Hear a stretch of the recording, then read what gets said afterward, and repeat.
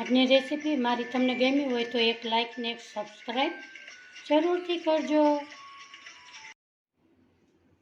હાલો, જય શ્રી કૃષ્ણ. મારા કિચનમાં આપણું હાર્દિક સ્વાગત છે.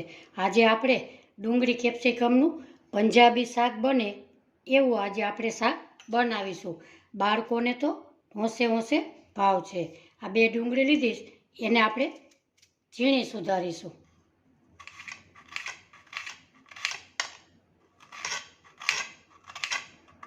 આજની મારી રેસીપી તમને ગમે તો લાઇક શેર અને સબસ્ક્રાઈબ જરૂરથી કરજો.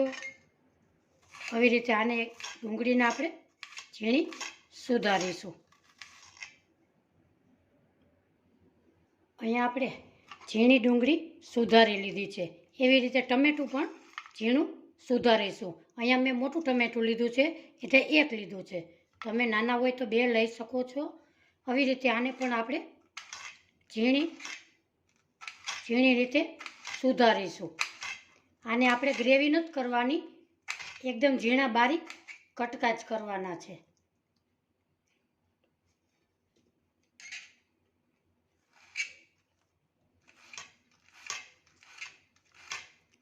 આવી રીતે આપણા ટમેટા પણ ઝીણા સુધારી લીધા છે. હવે આપણે આ ડુંગળી અને કેપ્સિકમ એને આવી રીતે મોટા કટકા કરવાના છે. આવી રીતે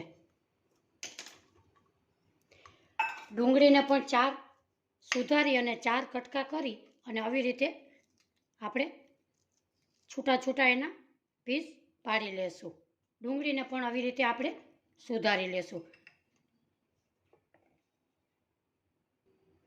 આપણે અહીંયા કેપ્સિકમ અને ડુંગળી પણ આવા પીસ આપણે કરી લીધા છે. આ શાક ખાવામાં ખૂબ જ સરસ ટેસ્ટ લાગશે. તમે પણ ચોક્કસથી ટ્રાય કરજો. હવે આપણે ગેસની પ્રોસેસ કરીએ. અહીંયા આપણે ગેસ ઉપર એક પેન મૂકેલી છે. એમાં 3 થી 4 ચમચી તેલ નાખીશું. આપણું તેલ ગરમ થઈ ગયું છે. આપણે ડુંગળી અને કેપ્સિકમના કટકા કર્યા હતા એ અંદર નાખી અને સેલો ફ્રાય કરી લેશું.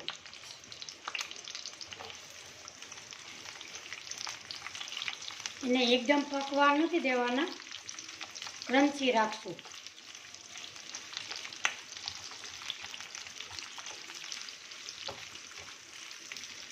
આવી રીતે આપણા કેપ્સિકમ અને ડુંગળી સોતળાઈ ગઈ છે. હવે એક પ્લેટમાં આપણે એને બહાર કાઢી લઈએ. હવે આપણે આ તેલ બચ્યું છે એમાં આપણે અડધી ચમચી રાઈ નાખીશું. અડધી ચમચી જીરું નાખીશું. વરિયાળી 1 ચમચી નાખીશું. એનો સ્વાદ સરસ ખૂબ જ મસ્ત આવે છે. હિંગ નાખીશું. આદુ મરચાં લસણની પેસ્ટ નાખીશું.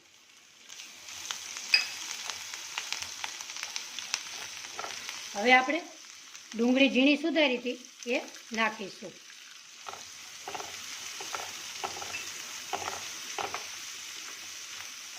આજની મારી રેસીપી તમને ગમે તો લાઇક શેર અને સબસ્ક્રાઈબ જરૂરથી કરજો.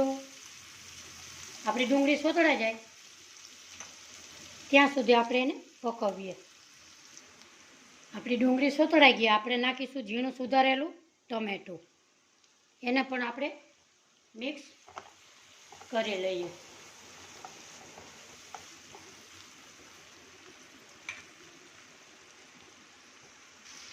આપણા ડુંગળી ને ટમેટાં સોતળાઈ ગયા અને તેલ પણ છૂટું પડી ગયું છે. હવે આપણે મસાલા કરી લઈએ. અહીંયા નાખશું આપણે સ્વાદ પ્રમાણે મીઠું, 1 ચમચી ધાણા જીરું પાવડર, અડધી ચમચી હળદર, 1 ચમચી કાશ્મીરી લાલ મરચું.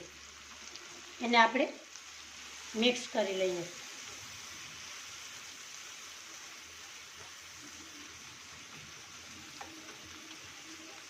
2 મિનિટ એને પકાવવા દેશું. આપણું તેલ સરસ છૂટું પડી ગયું છે. આપણે નાખીશું એમાં દહીં. 2 ચમચી દહીં નાખીશું. એને પણ આવી રીતે હલાવી લેશું. હવે આમાં તમારે 2 ચમચી ચણાનો લોટ નાખવો હોય તો નાખી શકાય. અહીંયા આપણે ચટપટા ચવાણાનો સ્વાદ દેવા માટે ચવાણું 2 ચમચી લીધું છે. એને મિક્સર જારમાં આપણે પીસી લઈએ. આપણે ચવાણાને એકદમ મિક્સરમાં પીસી લીધેલું છે. હવે આપણે ચટપટું ચવાણું નાખીશું. એને પણ આવી રીતે આપણે મિક્સ કરી લઈએ. હવે આપણે નાખશું આમાં અડધો ગ્લાસ પાણી.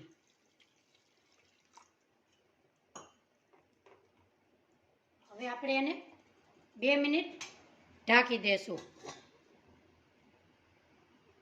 આપણે હવે ઢાંકણ ખોલીશું. આપણું સરસ તેલ છૂટું પડી ગયું છે. હવે આપણે નાખીશું એમાં ડુંગળીને કેપ્સિકમ. એને પણ આવી રીતે આપણે મિક્સ કરી લેશું. એમાં નાખીશું આપણે ગરમ મસાલો.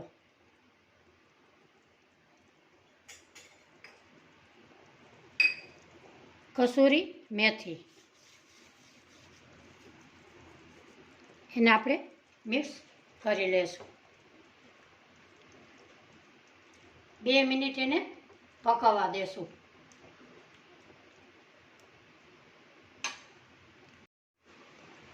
આપણે હવે ઢાંકણ ખોલીશું. આપણું સરસ તેલ છૂટું પડી ગયું છે. આપણું શાક તૈયાર છે. હવે આપણે નાખીશું એની માથે ધાણા ભાજી. આપણું શાક તૈયાર છે. તમે આ શાક પંજાબી શાક જેવું લાગે છે અને પરોઠા સાથે જમી શકો છો. હવે આપણે સર્વ કરીશું.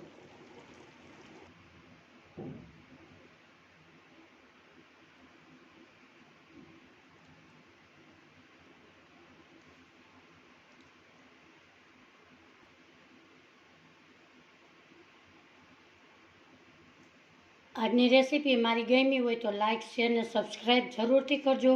કોમેન્ટ બોક્સમાં જરૂરથી જણાવજો આજની મારી રેસીપી તમને કેવી લાગી, કયા શહેરથી જુઓ છો એ પણ મને જણાવજો. એ જોઈને મને ખૂબ જ આનંદ થશે. ફરી મળીશું એક નવી રેસીપી સાથે. ત્યાં સુધી બધાને મારા જય શ્રી કૃષ્ણ.